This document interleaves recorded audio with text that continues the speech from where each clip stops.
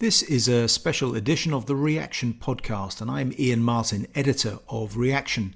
On the 6th of July 2021, we hosted an event at the famous Garrick Theatre in London with Professor Niall Ferguson, one of the world's leading historians. In conversation with me, he discussed his new post-pandemic book, Doom, and the state of global politics and economics. It was recorded in front of an audience of Reaction subscribers. Here's the recording. I hope you enjoy listening. Welcome, Niall, and welcome back to Britain. It's fantastic to not be doing this on Zoom. Yes. We've had various conversations. I can't mute you. Exactly. You can try. You spent the first phase of the crisis travelling and writing about what was coming, and then headed for rural America, complete remoteness, and I think in Montana. Yes, that is a whiskey. How was it for you there? And then why this book? What prompted this in this sort of rural vastness? You settled down to write something called Doom. Why? We're doomed. I can't help feeling there's something slightly funny about two Scotsmen sitting talking about doom in the West End. It feels like the beginning of one of those jokes Dave Allen used to tell, if you remember. That was why I suggested we have whiskey in honour of Dave Allen. We should also be smoking, but that is almost certainly not allowed. I was already thinking about writing a book about disaster before the pandemic struck. I'd become conscious as an historian that I didn't think enough about potential discontinuities caused by technology. And so I started manically reading science fiction, which I hadn't done since I was a teenager. I'd given up science fiction at about the age of 17 to be serious and read only history. And then in 2019, I started to feel antsy that history was giving me a lot when it came to thinking about the future, but there were things missing. So I started binge reading science fiction. And if you do that, whether you're reading Margaret Atwood or Liu Cixin, pandemics feature rather a lot. It's one of the common ways in which humanity ends. In fact, the original first true dystopian disaster novel is Mary Shelley's The Last Man, which is about a plague, which leaves just one guy. So I was thinking a lot about that and trying to persuade my publisher, unsuccessfully, to let me do a book about the history of the future. And I was getting some strange looks, it must be said, in New York restaurants. Similar to the strange looks I got in 2006 when I tried to persuade Channel 4 that they needed to do a television series about subprime mortgages. So I have a certain intuition about these things. And in January the 3rd last year, I get an email from my old friend Justin Stebbing saying something funny about this new pneumonia in Wuhan. And that was the first red flag. And then the red flags became more and more frequent. Chinese Communist Party denies human-to-human transmission. At that point, I was absolutely sure there was human-to-human transmission. And meanwhile, I'm flying around the world, because that was my lifestyle in those days. Helpfully being a super spreader. I was quite possibly a super spreader, probably not. I mean, I look back on it, and it was a little bit tempting fate. I was in Asia, I was in Taipei, I was in Hong Kong, I was in Singapore, then I came back to the World Economic Forum at Davos. And everybody at Davos, I don't know if you've ever been there, but they're all wandering around the conference center. Climate change.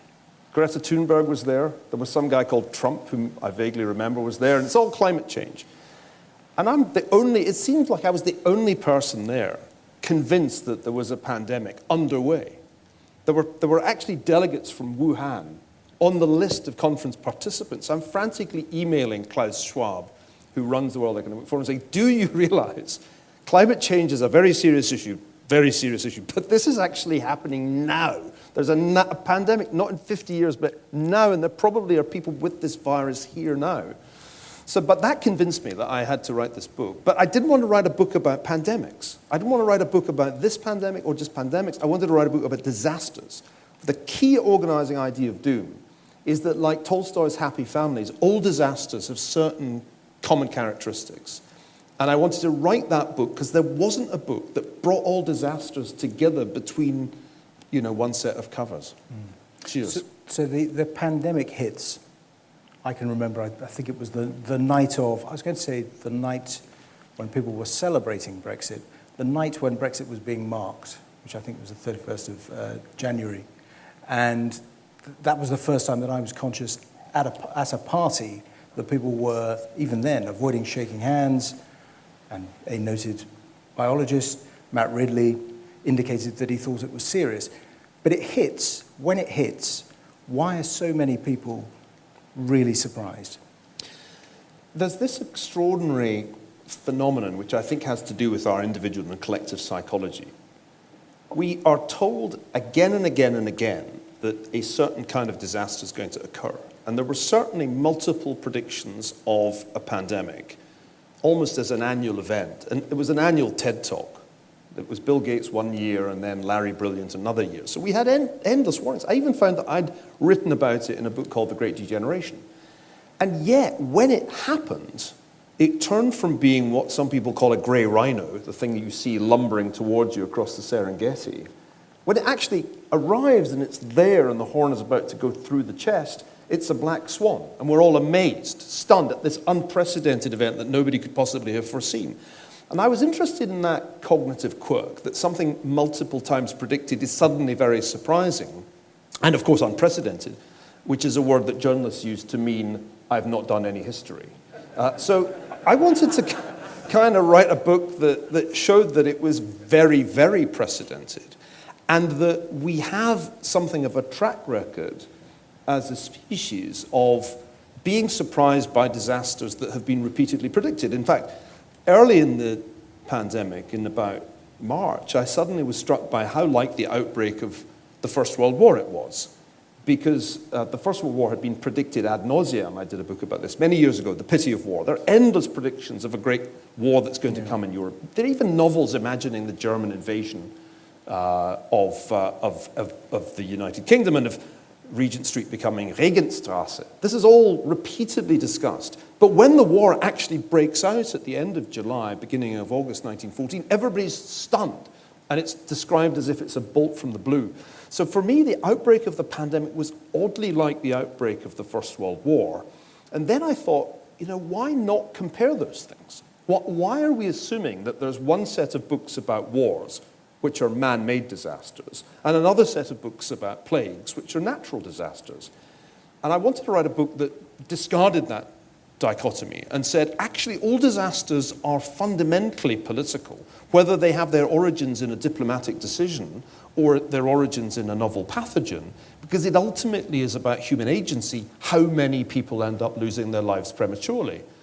And that's a really important idea that I borrowed from Amartya Sen, the great Indian economist, who said of famines, that famines are not natural disasters, that they are actually political disasters that are a function of human agency.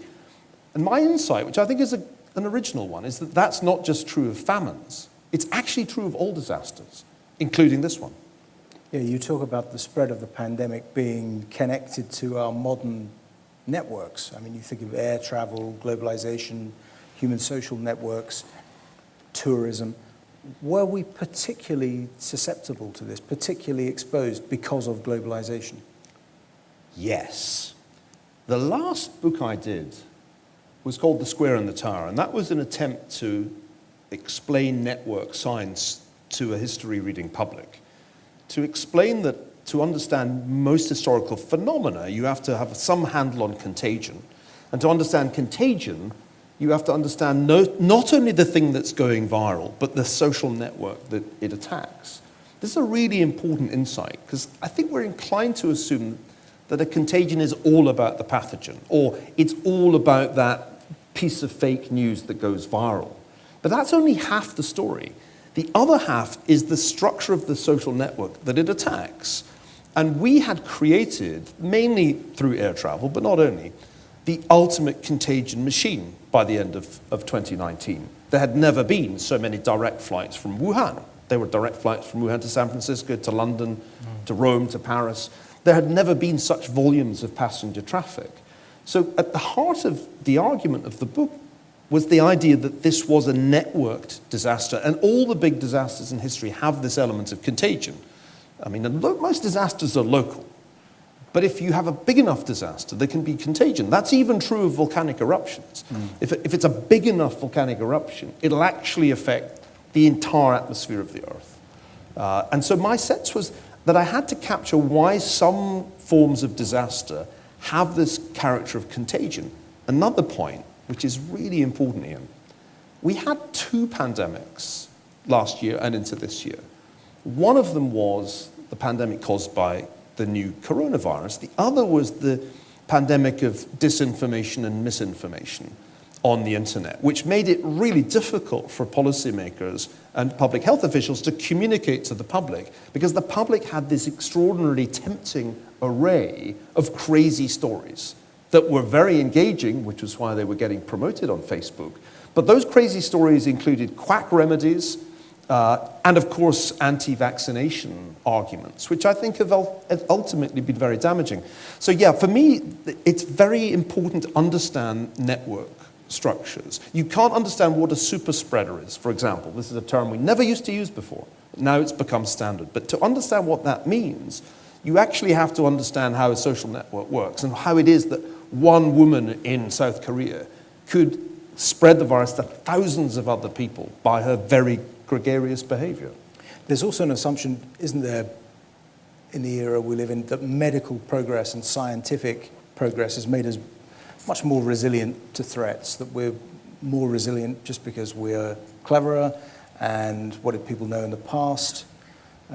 Steven Pinker and the psychologist from Harvard and Martin Rees, the astrophysicist, made an interesting bet on this basis, which you refer to in the book. What was it?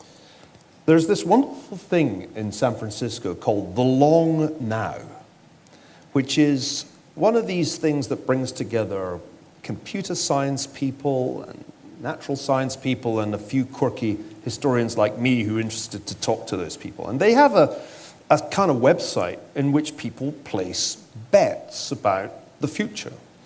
And years ago, I forget exactly when, I think 2004 or 2007, Lord Rees, the Queen's astronomer, bet that by December the 31st, 2020, an act of bioterror or bioerror would claim 1 million casualties at least. Now, that bet sat there, largely unnoticed, until my friend Steve Pinker, the Harvard psychologist, decided to take the bet. And he accepted the bet. Wisely for him, I think they only bet $700, that Rees was wrong. And so I came across this bet and thought, how fantastic. I love bets, by the way. I'm not personally a betting man, but I love when people formalize a bet. It's a great way of testing. If you're having an argument, you know how people like me and Ian are always arguing. Oh, Brexit's going to be a disaster. No, it's going to be great. Well, have a bet. And then write it down, because nobody ever honestly remembers the terms of a bet. So you must write it down. By the way, one day there's a fantastic book to be written, maybe by somebody in this audience, on the betting books of Oxford and Cambridge colleges, which are a fantastic resource, telling you what people thought was going to come. And I remember coming across in the Jesus College betting book, bets on when the Soviet Union would be invaded by Nazi Germany. And there must have been one fellow working for British intelligence, because he got it almost exactly right. But you're betting on the future. It's a great way to test whether your handle on the future is right. So this was a beautiful bet. Steve Pinker then wrote about it, I think in his book Enlightenment Now, saying, of course, the great advances in medical science mean that all the pandemics that have been predicted over the last 20 years have not happened. Ebola was never a pandemic, ... And it's a wonderful moment, because ultimately he won the bet in the nick of time. Remember, the time frame of the bet was specified, and that should always be the case. You can't have an open-ended bet. You have to say, by the end of 2020, 1 million people or more will have been casualties. And the phrasing was important, bioterror or bioerror. Now, Lord Rees is a lovely man. He's far too nice, because of course he's won this bet. But he emailed me the other day to say that he wasn't prepared yet to take the money from Steve Pinker, who, being a Harvard professor, will never admit that he was wrong. It's a very important feature of Harvard professors. They are never wrong. But in truth, it's a no-brainer. I mean, they didn't even say deaths, casualties. Comfortably 1 million people were casualties of this virus last year. And, I mean, the death toll is already close to 4 million. It's probably higher than that. And the terms bioterror and bioerror seem to me crucial here. Because we don't know yet, definitively. And that's why Martin's not taking the money. But in truth, it's almost certain to my mind, we can probably never be sure, but it's almost certain that this was a lab leak. I'm more and more sure about that, because why else would the Chinese be covering up the events of January and indeed of December 2019?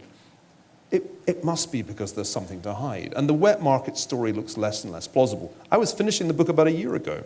I couldn't really be clear then, but it looks more and more likely that this really was a bioerror that occurred because they were conducting research into bat coronaviruses and there was a leak. It's highly plausible to my mind that that's what happened, in which case Lord Rees is owed $700, no question. But what do you make of the media's handling of that?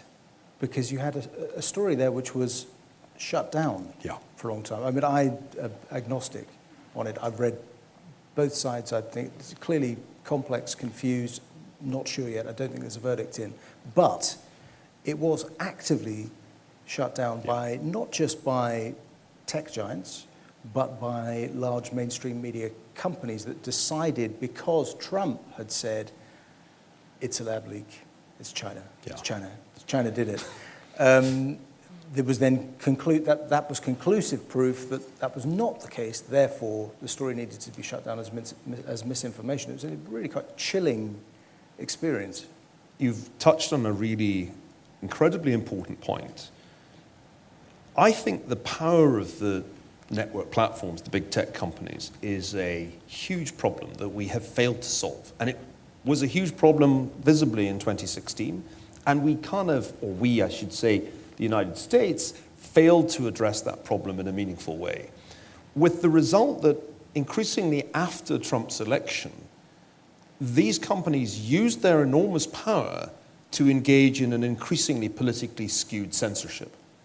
And this is an extremely dangerous thing, because if one's to try to work out what the origins of a pandemic were, you can't shut down lines of inquiry and say that's off limits. And that's what happened. And those people who pursued the lab leak hypothesis, I think, deserve great credit, because they were pursuing it in the face not just of editorial hostility, but if you pursue something like that and Facebook decides that, or Twitter decides to cancel you or take your account down, that has meaningful consequences for any public intellectual. So it illustrates the danger that we've created for ourselves. As I said, this parallel danger in the public sphere. It's not only that we're susceptible to contagions of fake news or extreme views, but it's the fact that in addition, the network platforms can control the spread of true news, or at least plausible hypotheses. And in the end, science is just about plausible hypotheses and trying to find out if they're wrong or not. If we start ruling out certain hypotheses ex ante, we basically walk away from science proper. And then these companies have very strict rules on essentially 3 strikes and you're out for publishers. Right. And that decision is taken in a way which is very different from the kind of old world of media, or in UK terms, I know the US is different, but in UK terms, Ofcom regulation. There is no court of appeal really with big tech. So what's the logic then? What should we be doing? Well, of course, there's the Supreme Court of Facebook, which has been created by Mark is this Nick Clegg's Zuckerberg. thing? I don't know whether he's a judge on the Supreme Court of Facebook, but in Zuckerworld, this is, of course, one of the many sops to public sentiment that are basically meaningless. I mean, you have to remember that Mark Zuckerberg's hero is the Emperor Augustus. Yeah. It's never a good sign if your hero is the Emperor Augustus, by and large. If your spouse begins to talk about, I'm so like Octavian, don't you think? Do call the doctor. But he's built an enormously powerful empire. In some ways, it's more powerful than any previous private corporation, because it combines this tremendous dominance of one market, this market for social media, with almost untrammeled power. Remember, there's no real regulatory control over Facebook under a peculiar piece of legislation that nobody here has probably heard of, Section 230 of the Communications Decency Act, a mid-1990s piece of legislation designed when tech companies were quite small, which is kind of the catch-22 of the tech world. Because it says, if you allow some harmful content to appear on the platform, it's not your fault. On the other hand, if you engage in an act of, I'll call it censorship or just call it editorial intervention by shutting down discussions of the lab leak hypothesis, that's okay too, because the First Amendment doesn't apply to you. You're a private corporation, and you can make up your editorial rules. So basically, Facebook's a tech platform when it wants to be, and it's a publisher when it wants to be. And that's a fantastic catch-22, which explains the enormously profitable nature of these businesses. They have almost no legal liability. You can't sue them for publishing harmful content, and you can't sue them for censoring you. That's the problem that the Square and the Tower identified. I tried to write about this in the British press. I remember doing a piece for The Spectator about this. I remember saying, back in 2017 or 18, it's Trump versus Silicon Valley. That is the real contest of our time. Who won? You know the answer, because Trump was entirely cancelled just after January the 6th of this year on all the platforms, by Amazon as well, which entirely closed down his alternatives to Twitter. He was cancelled while he was still the President of the United States. And to me, that's a truly amazing thing. When people say there was a coup on January the 1st, they're thinking about the rabble that were allowed to storm into the Capitol, but the real coup was against the president by the social media companies. And everybody thought it was okay. It was like, great, hooray, they've cancelled the President of the United States. And that's the way so many Democrats think. They don't ask the question, could that ever possibly happen to us? It's always awesome it happened to that a-hole Trump. I'm as disturbed by that as by anything that's happened in the last 18 months. And what really disturbs me is the kind of acquiescence, the celebration of the fact that the President of the United States was entirely taken off the media. So where does this lead us to in terms of regulation? Because is it likely that the political class on either side of the Atlantic is going to make a good job of either breaking up these companies or imposing regulation that actually works? What will it look like? Well, what will happen, I think, is that Europeans will continue to generate regulation because they don't have any tech companies, and therefore they do regulation. That's been true for some time now. The United States is going down the blind alley of antitrust, trying to break up Facebook. And these cases will last a very long time, and they will lead, I think, probably nowhere. I mean, I can't see Amazon significantly falling foul of that process, because how are you going to show that Amazon hurts consumers' interests, which is the fundamental test still in American law? You'd have to persuade the American judiciary to rethink antitrust, which I don't think can be done. And in the end, even if you do take Facebook and you force Mark Zuckerberg to give up WhatsApp and Instagram, you haven't fixed the fundamental problem that these companies now dominate the public sphere in a way that no newspaper proprietor, not Rupert Murdoch, not William Randolph Hearst, no previous publisher had anything like this kind of power. And I find it slightly chilling that we're so content with this. At least Americans seem ultimately content with this state of affairs. And the Democrats have clearly made their peace with it. Republicans noticed, but too late, that Section 230 was a problem. But by the time they started talking about it, Josh Hawley did, for example, it was too late. They'd run out of legislative road. And the Democrats are only too happy to kick this into the long grass of antitrust because it serves their short-run interests to have big tech on their side. And in the end, big tech decided Trump could not possibly be allowed to do again in 2020 what he'd done in 2016. And that too came to pass. Is he going to run again? Probably. And probably win the nomination? Probably, yes. I think you'd have to be very, very delusional to think that he has lost his base. It's still there. It's still there, and as long as he is able to reorganize, regroup, he has a very plausible case to make. A lot of the things that were said about him, going all the way back to the Mueller inquiry, have not stood the test of time. And you mentioned the case of the lab leak hypothesis. There are other things too. So my sense is that American politics is sleepwalking towards a Trump revival that will be very troubling for the political elite, which would very much like him to go away. But I don't think he will. And the circumstances in which that happens, presumably that is then powered by what's happening on the ground in terms of crime, which American voters are particularly concerned about rising as an issue because it's happening, and the sort of woke dimension of things as well. So that culture war plus crime equals a Trump revival. What about the midterms? Well, it's hard to know because there are so many cross currents here. Economically, the US is on fire to the point that Larry Summers, who used to worry about secular stagnation, is now worried about inflation. Paul Krugman, my old enemy, ran a column this week mourning in Biden's America. They're really hoping that the economy propels them to success. I think they might well be disappointed for the reasons you've just mentioned. The crime wave in American cities is real, and it originated in the protests of last year. There's a major crisis of policing that has followed from the protests that followed the killing of George Floyd. And if you look at the data, and I was looking at it earlier today, it's really startling. There are surges in homicide in most major cities, but also surges in other forms of violent crime. If you think back to the last time this happened, which was from the late 60s through to the 80s, it was a huge political issue ultimately, and became a defining issue for Republicans. It hurt Democrats to be seen to be soft on this issue until finally Bill Clinton, and it should be said also Joe Biden, got on board with tougher criminal justice legislation. And that wasn't until the 90s.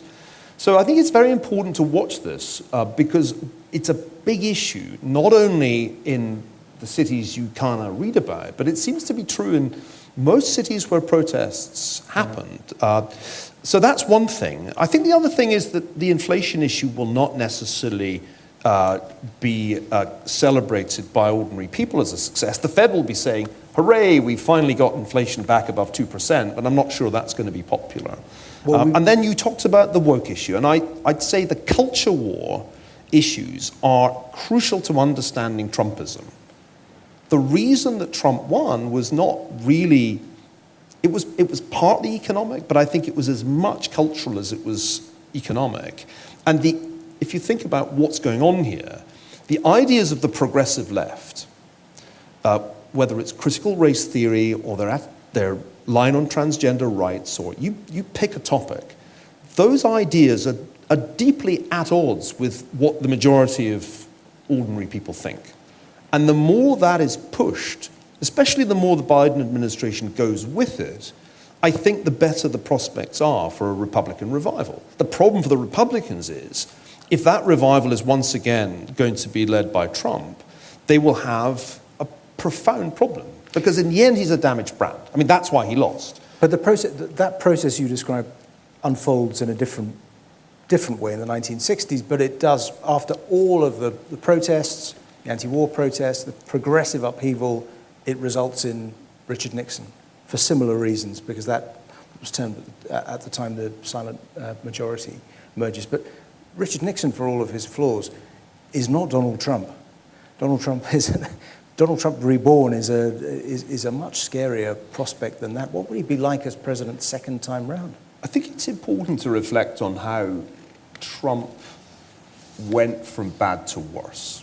One of the things I was struck by... Because we always thought that he would be normalized. So that was the assumption, yes, that he would become president, just the solemnity of the office, the morning intelligence briefing, and the guy would suddenly realize, now, if I'm an actor, which is kind of what he is, I now need to act the part of president. And he decided not to. That's right. And there's a kind of curious recklessness there. Even in the handling of the pandemic, it got steadily more reckless. Trump's instincts at the beginning were not bad. I mean, the idea of the travel ban, if you think back to January of last year, it was Trump who wanted, on the advice of people like Matt Pottinger and Peter Navarro, to restrict Trump travel from China. That was January. Remember, in January, liberal commentators were still saying, oh, it's just the seasonal flu, and if Trump wants to do this, it's because he's a racist. That was being written in the New York Times and the Washington Post, etc. So Trump's initial instincts were not wrong, and when you think about it, the issue potentially played well for him. Here was something that was clearly China's fault. It made it clear that you needed to control your borders. For all kinds of reasons, COVID ought to have been a win for a populist president. But it unraveled, and I think it unraveled because he was strongly advised, and I won't say who it was, but he was strongly advised that if he took those actions that might have prevented the spread of the virus, the economy would suffer, and that would impact his election prospects. And this led to a series of tremendously costly mistakes in which he and others talked as if the whole thing would simply go away and be over by Easter of last year. By the time the closer he got to the election, the more reckless his behavior became, to the point of hosting super spreader events in the Rose Garden. And so as I watched this, and I felt this as I was writing it, there was a kind of self-destructive quality to it that ultimately cost him the election. I mean, if you are mishandling a pandemic that is disproportionately killing elderly voters who are crucial to your success, and by the way, having a peak of infections and hospitalizations in the key states he'd won in 2016, the key swing states. If you think back to what happened in Michigan, Wisconsin, Pennsylvania, they were having a particularly bad time with COVID in the run-up to the election. And so he became more reckless in the hope of trying somehow to salvage this by holding ever more rallies, spreading ever more viruses. And that's what makes me nervous of a Trump revival. We can see that this is not a man who grows into the job, who can assimilate into the way in which the government works. All the predictions people made in 2017 turned out pretty much to be wrong. And I shudder to think where he takes up when you reflect on the fact that he left off insisting that the election had been stolen. Now I felt, and I don't know how you felt, Iain, and how others in the audience felt, I felt as soon as the networks called Georgia, it was over. If there had been one state in the balance, as had been the case in 2000, there was a fight to be had. But he'd lost multiple key states, as well as doing very poorly in the Midwest. The fact that from that point on, he and an increasingly motley crew of mavericks, not to say nutters, sought to contest the legitimacy of the result, that seemed to me pretty disqualifying. And I said that during the most heated parts of these discussions, on various broadcasts. So in a sense, I thought he'd kind of disqualified himself, but it doesn't look that way now. It looks as if he has a path back to power, and I think that should make all conservatives nervous, because he is fundamentally not a conservative figure. And that's, I think, an important point to emphasize. Let's talk a little bit here about the politics of the crisis. It touches on Trump as well, but some governments failed, and others, particularly in Asia, did well. Why? What is it about some Western governments that dictated that we were bound to fail? Well, the subtitle of Doom is The Politics of Catastrophe, and that's a central question that the book addresses.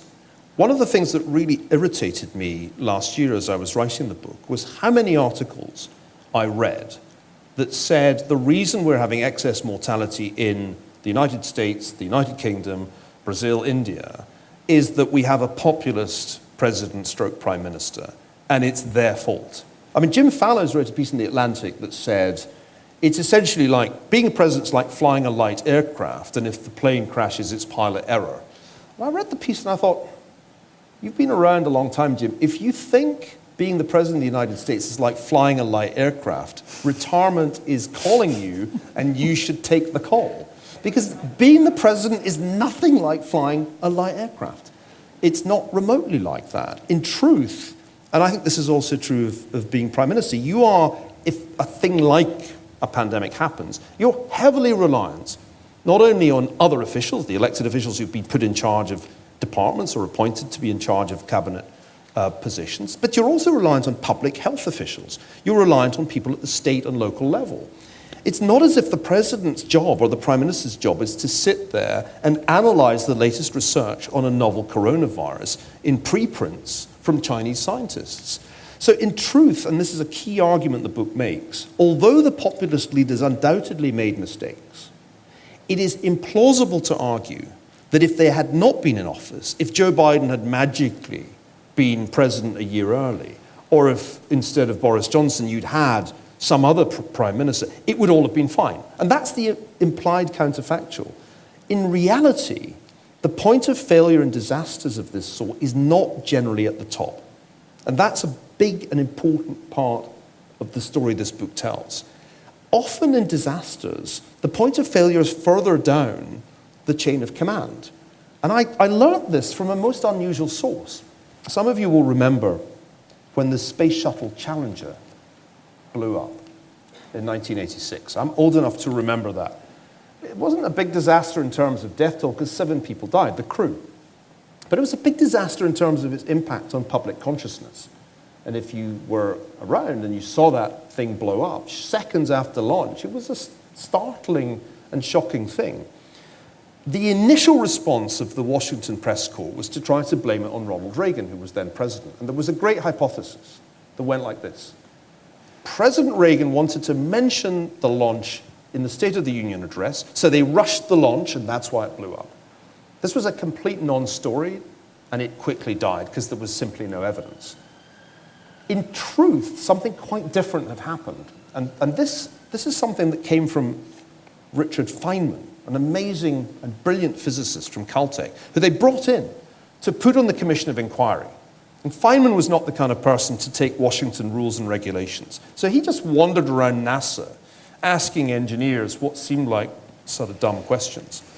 It emerged that what had really happened in the space shuttle case was that the engineers knew there was a 1 in 100 chance the space shuttle would blow up. In other words, at some point it would blow up, because they were going to do at least 100 of these things.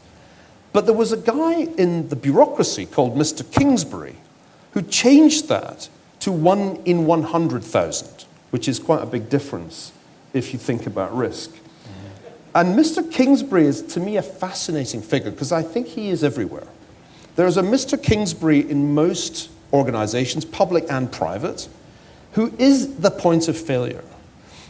It seems to me that if you look closely at the COVID disaster, the real point of failure is there in the public health bureaucracy, where people whose job it was fundamentally misunderstood the nature of a new and contagious coronavirus. They thought it would be influenza, it wasn't. And I had another epiphany when I was writing the book. I came across, thanks to my friend Philip Zelikow, a lecture given in 2018 by the Assistant Secretary for Preparedness. That was his job. A man named Cadlack, Robert Cadlack. Now, if your job is to be Assistant Secretary for Preparedness, you are presumably the person responsible for the pandemic preparedness plan.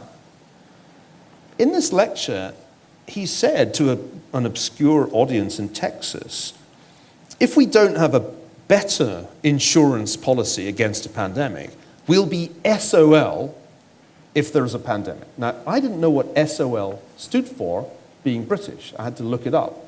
It is shit out of luck. Excuse my profane language, but this is how Americans do things. SOL, this was the guy whose job was preparedness. He said, we're kind of whistling in the dark. And this is the Mr. Kingsbury moment for me. The guy whose one job this was knew that the 36-page pandemic preparedness plan was basically worthless. And if this reminds you of anything, it should be Dominic Cummings' testimony about what went wrong in London. Because it's a very similar story. On paper, the US and the UK have the best preparedness plans. They're ranked number 1 and 2 in 2019 by the Economist Intelligence Unit and the Johns Hopkins Survey, on paper.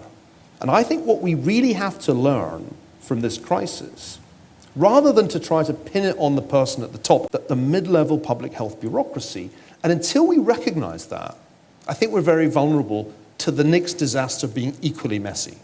But isn't there an alternative history in which, let's take Boris, for example, in which someone else is prime minister in that period, and what you were hearing in January, what was filtering out of China, January, February, try and imagine, let's for the sake of argument say Margaret Thatcher, a scientist by training, or I think Blair less so, certainly Gordon Brown, prime ministers like that would have been absolutely all over it and calling and consulting in international terms and chairing meetings in February. And it's possible, isn't it, that asking those questions, is this plan robust? What happens if that number is wrong? Is our underlying assumption, what if this is not the flu? If that had happened, could history have been different? Well, we know that there were some governments that got this right, and that's very important, because it would be unfair to pass judgment if everybody had done equally badly. Yeah. In Taiwan, which in some ways was the best performer in 2020, though they've struggled more recently with vaccination, the vice president was an epidemiologist. They also had a tremendous digital minister in Audrey Tang, and they did the right things, which were very quickly to ramp up testing and then to use contact tracing to prevent the spread of the virus. And they acted early. They did what Larry Brilliant says you're supposed to do with a novel pathogen: early detection, early action. Almost no Western government did that. The Germans did somewhat better than us, but one can't really say if only Angela Merkel had been prime minister, everything would have been great. Because in truth, at some level, there was luck involved too. There were fewer super spreader events in Germany in the early phase. In truth, Germany is less connected to Wuhan than England is. So I think the real counterfactual that interests me, which is in some ways not a counterfactual because it happened, is what if Obama had been president? We actually know what happened when there was an epidemic under President Obama, because there were two. The first one was when swine flu swept North America in 2009. Ron Clade is an interesting guy. He's actually the president. I know you think it's Joe Biden, but it's actually Ron Clade who's the chief of staff. He's in fact the president. And Ron Clade said in 2019, if swine flu had been as bad as COVID, we would have had a public health disaster under Barack Obama.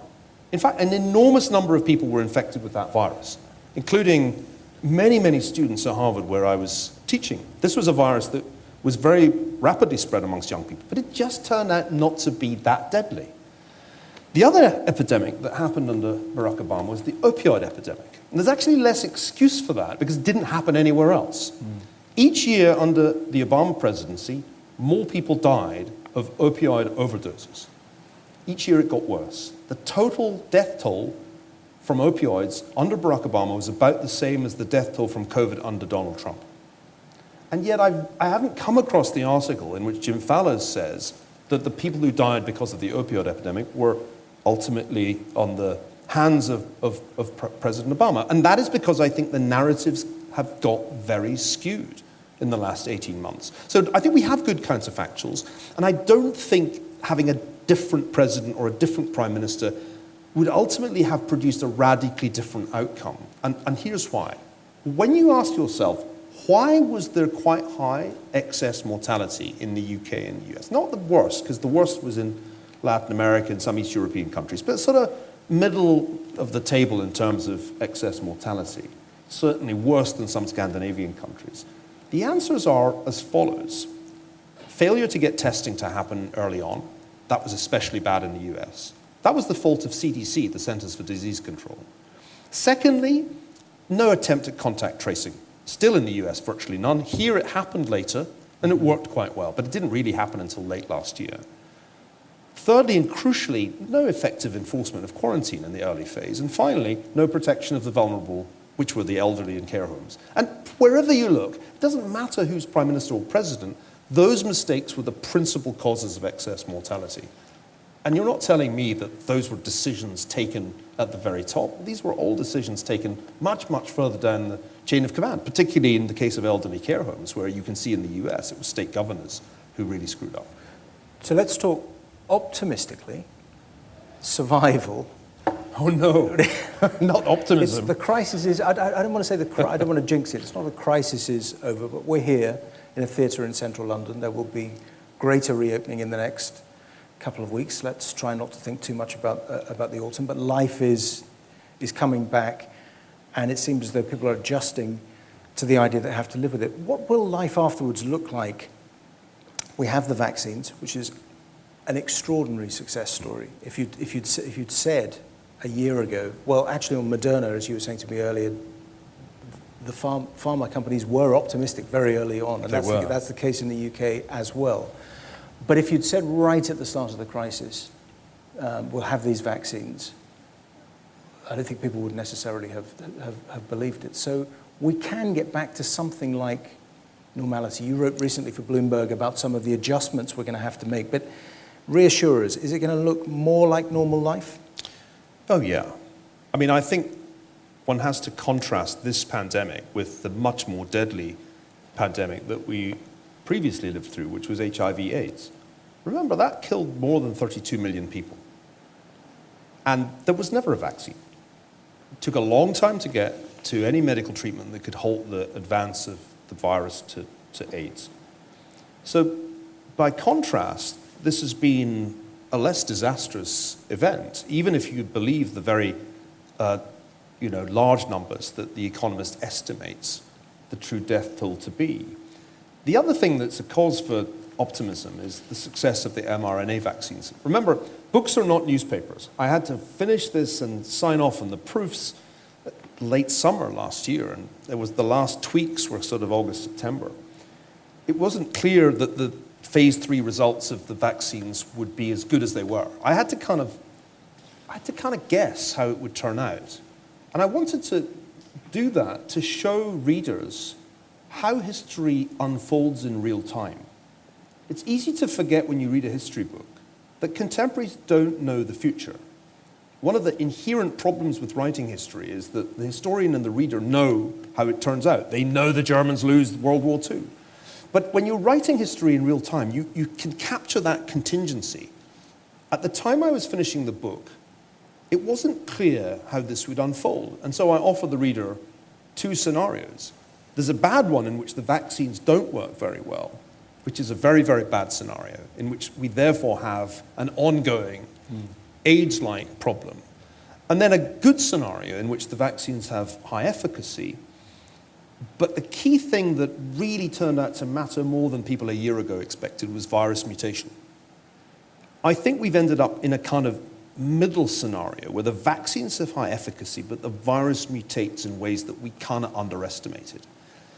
The good news is it's clear that there's going to be a significant wave of infections of younger people in the coming weeks and months. But this is not going to translate into high levels of hospitalization or death because the UK has made a huge success of the one thing that really, really matters in a disaster like this, which is vaccination. Mm-hmm. And we mustn't forget that after all is said and done, both the US and the UK governments last year did brilliantly on the most important thing you can do in a public health emergency. They really did exceptionally well. So I'm optimistic that we'll come through this and we won't need to have Sajid Javid eat his words. It's going to be, in terms of, even in a worst-case scenario, excess mortality, not be anything like the first and second waves. In fact, it'll probably, by the end of the year, feel like we had a bad flu season. That analogy was used a lot last year, wrongly. Now I think it's right.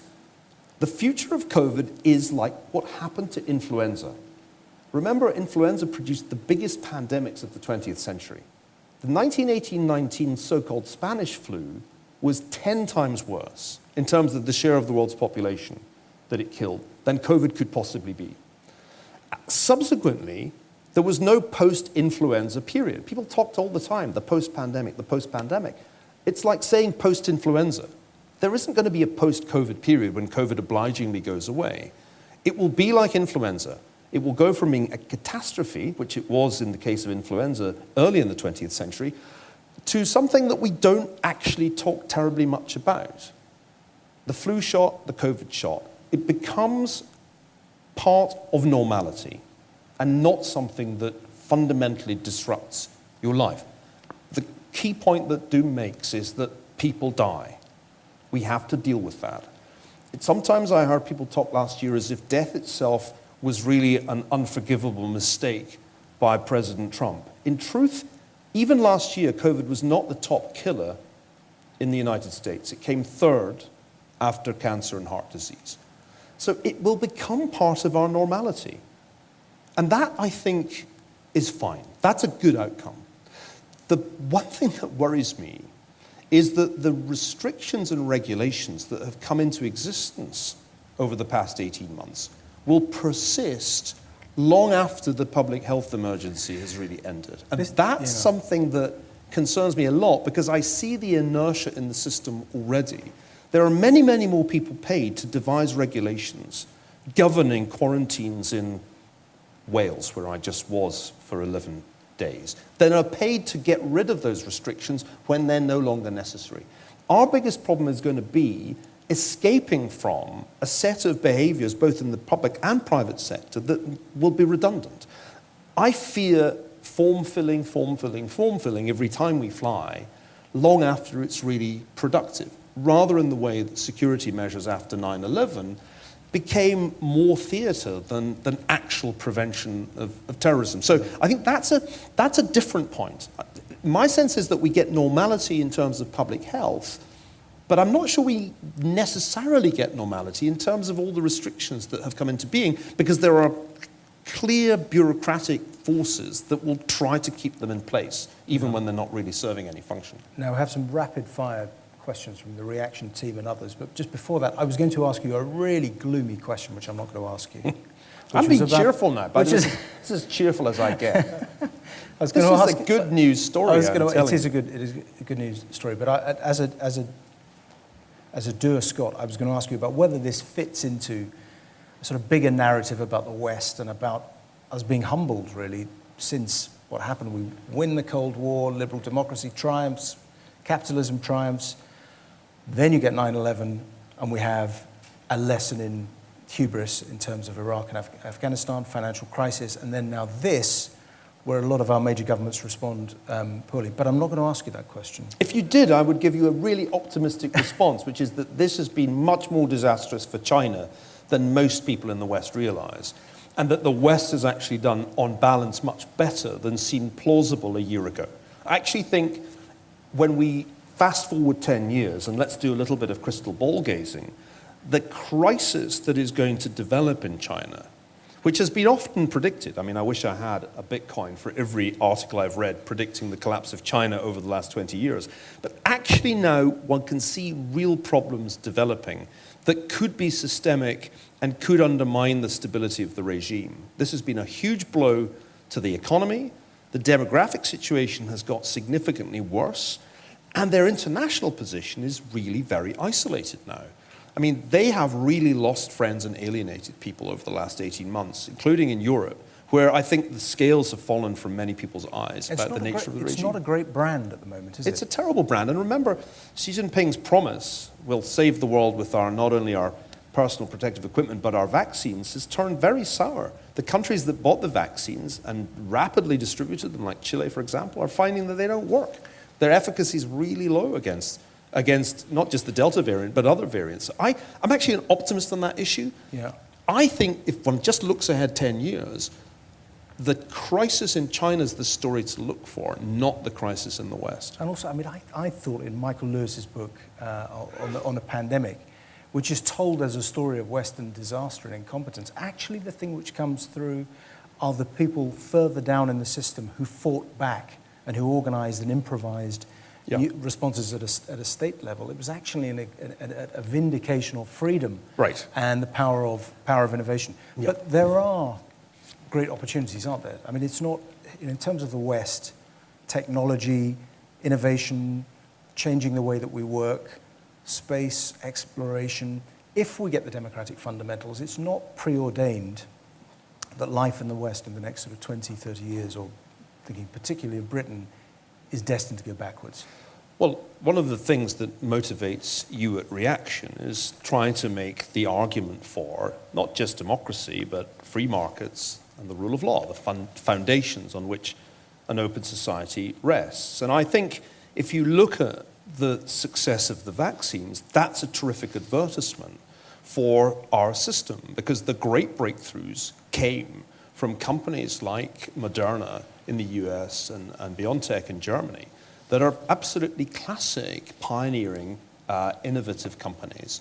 that we were able to translate mRNA technology very rapidly into vaccines with above 90% efficacy, and then distribute them, was a tremendous tribute to the superiority of this system, to be contrasted with this highly centralized Chinese system, which is still the totalitarian model of the mid-20th century and produced a great many vaccines that don't work very well, which, by the way, was predictable. And I said in Doom, if you look at China's track record of vaccines, it's really not good. So it wasn't, to me, surprising.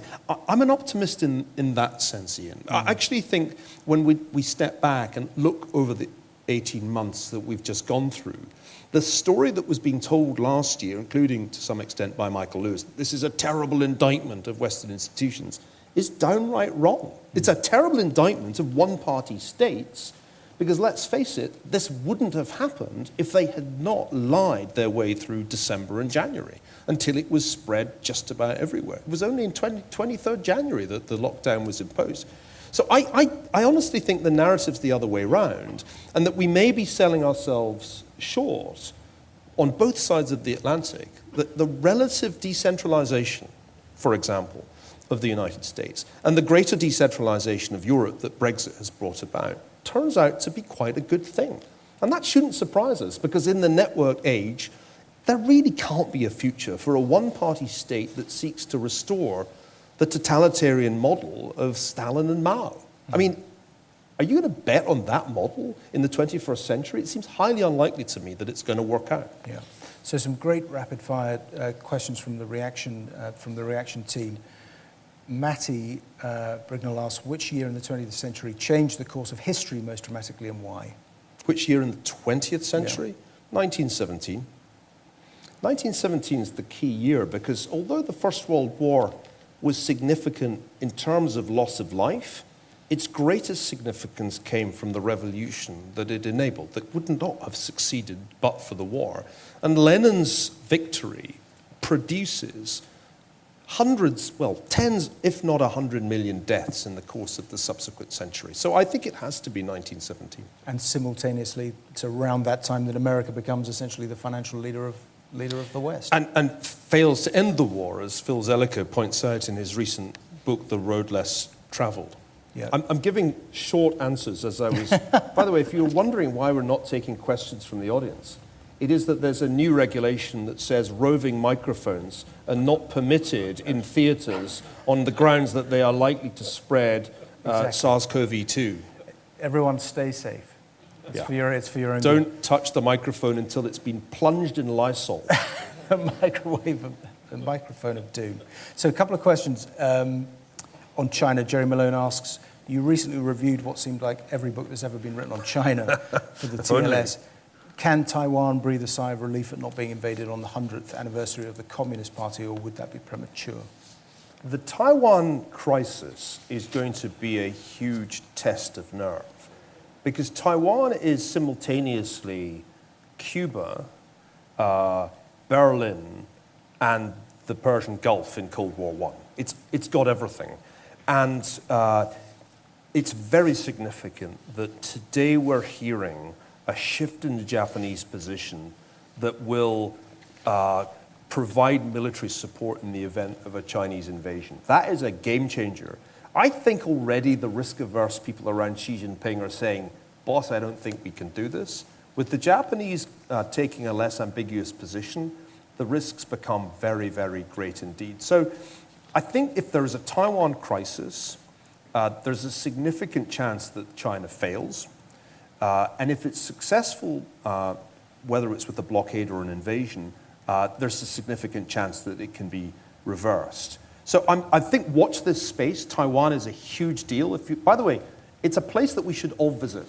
I think Taipei is one of the really interesting cities in the world. Watching the Chinese do democracy is very impressive, and it shows how broken and wrong the model on the mainland is. I'm a massive fan of the way that the Taiwanese run their country, and I think it's extremely important that not only the United States, but its allies get behind Taiwan. If we'd actually copied Taiwan last year, rather than copying the People's Republic of China, which is what the other Niall Ferguson basically wanted us to do. By the way, I'm not him.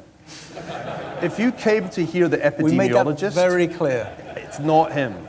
That's why my parents spelt my name the weird way. I never understood that. It's like, Mom, this is so difficult. I'm always having to explain the spelling. But I now understand why they did that.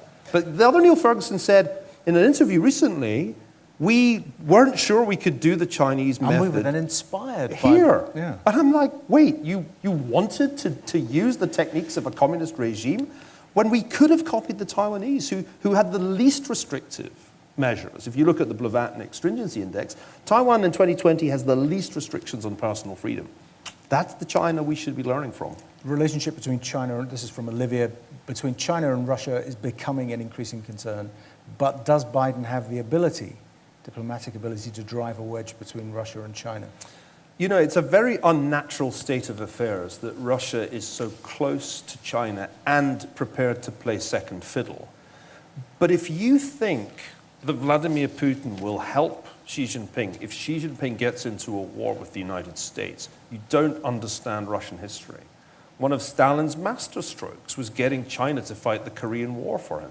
Mm-hmm. I think that Putin is very happy to be close to China, but he will not do anything to help China if they get into any difficulties. So no, I don't really worry about that. Ultimately, it's totally unnatural. It won't last. The threat posed to Russia's backyard by Chinese expansion, by Belt and Road and other initiatives is too obviously threatening. It's too obviously a profound threat to Russia's strategic interests. So I presume that at some point this marriage of convenience ends in divorce. So the final question actually is from me. And you're brilliant at what you I thought you were going to ask me if England were going to win tomorrow night. Surely we at the end we have to come to important things like football. Thank goodness we didn't book the Garrick for tomorrow night. 8 p.m. Yeah. That would have been just you and me. Exactly. But I was going to ask you, brilliant at what you do, you clearly love it and you're driven. Is there, and we were talking about it a bit before we came on stage, is there humour in history on the basis that I think Woody Allen described comedy as tragedy plus time? Do you find yourself amused by the ridiculous? I mean, you study financial crises like I do. I mean, which can be very damaging, but are simultaneously highly amusing just for what they reveal about human foibles. I do suffer from gallows humour, which I think is a Glaswegian pathology. To make jokes about that which is tragic is a way of dealing with it. Yeah. When I was researching the book, I suddenly remembered a song which goes like this, and I've always wanted to sing on stage. So you may want Garrick Theatre is yours. You may want to put your face mask over your ears at this point. The bells of hell go ting-a-ling-a-ling for you, but not for me. Oh, death, where is thy sting-a-ling-a-ling? Oh, grave, thy victory. And I was interested to know where that song came from. And the answer is, it was a parody of a Salvation Army song, hymn, sung by British soldiers on the Western Front on the eve of the Battle of the Somme. Now, that ability to laugh in the face of death, I admire hugely, because the probability of being killed or wounded on the first day of the Somme was extremely high. And reading the letter from a young officer who survived the Somme, in fact was decorated, describing the song and his father's reflections on its significance was one of the most moving parts of writing the book. I'm attracted to history partly by irony. If you've ever read Gibbon, and you should, The Decline and Fall is full of humor. It's full of that waspish, ironical wit that the 18th century was very good at. And I think Doom is a book written at least in an attempt to recapture that spirit. The title is ironical.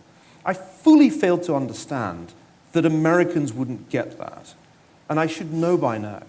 The book I should have written this year was fun, The Politics of Partying, and I would have a massive bestseller on my hands. Because nobody wants to read a book about doom because they're assuming it's going to be very gloomy. Actually, the book is not. The central point about the book is that the end of the world has been predicted innumerable times, and here we are, like Daniel Defoe says at the end of his Journal of the Plague Year. And our ability to laugh in the face of catastrophe is a very human thing that I that I admire and I aspire to when confronted with the minor disasters that occasionally beset me. I mean, in the end, this has felt like a huge disaster. It's not over, that is for sure. Globally, it's certainly not over. But at this point, the death toll is 0.05% of the population of the world. The Black Death may have killed about a third of living humans, as far as we can estimate. The Spanish influenza was like 1.7 to 2%. This is not one of history's really big disasters. If you compare it with wars, it's the Korean War. It's not World War I or World War II. So Doom is an ironical book, and I found myself drawn to some of those great moments in British humour when our finest comedians confront death, the death sequence in The Meaning of Life. And one of my favourites, which I grew up with, Peter Cook, Dudley Moore, Alan Bennett, and Jonathan Miller's End of the World from Beyond the Fringe. If younger people in the audience, if you haven't listened to Beyond the Fringe, the original Edinburgh Fringe show, you've missed out on one of the treasures of British humour. And there they sit on the top of the mountain, expecting the end of the world. And Peter Cook is the prophet. And Dudley Moore asks the wonderful question, "Will this wind be so mighty as to lay low the mountains of the earth?" and Peter Cook says, "No, it won't be quite that mighty." And so they count down 10, 9, 8, 7 to the end of the world.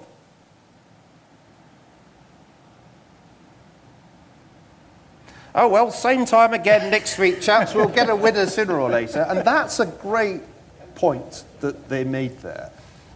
Doom, the end of the world, is something that we're very fascinated by.